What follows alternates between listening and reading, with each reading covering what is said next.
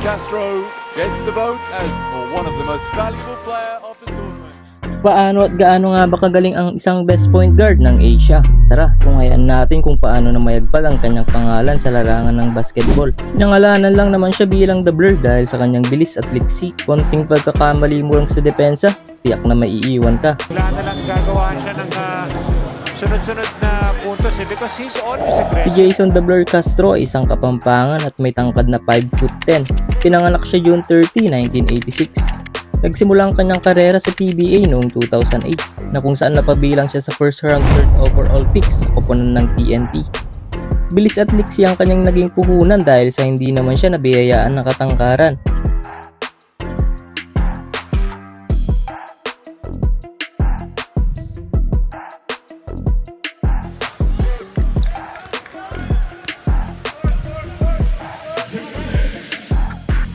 Pero habang tumatagal, mas lalo niyang pinatunayan na ang maliit na tindig ay kayang yanigin ang daigdig. Dahil sa kanyang galing nakamit niya ang 10 times PBA champion, 3 times PBA Finals MVP at 5 times PBA Best Player of the Conference. Isa siya sa pinaka-consistent at pinaka-dominant na point guard sa liga. At hindi lang sa PBA siya nagningning, sa international din. At dito mas lalo nakilala ang kanyang pangalan na Jason Castro. Noong FIBA Asia Championship 2013, isa siya sa naging susi kung bakit nakapasok sa finals ng Gilas Pilipinas kontra Iran. Sa Mala Iverson na galawan, lahat ay napahanga. Tinanghal na best point guard sa buong Asia, isang patunay na ang galing ng Pinoy ay kakaiba.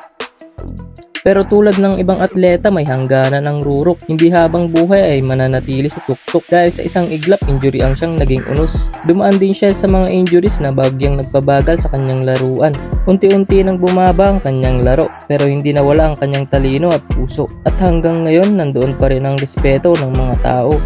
Dahil si Jason Castro ay benandera din ang puso ng Pilipino. At sa mga susunod na taon, hindi malayong makita natin ang kanyang numero.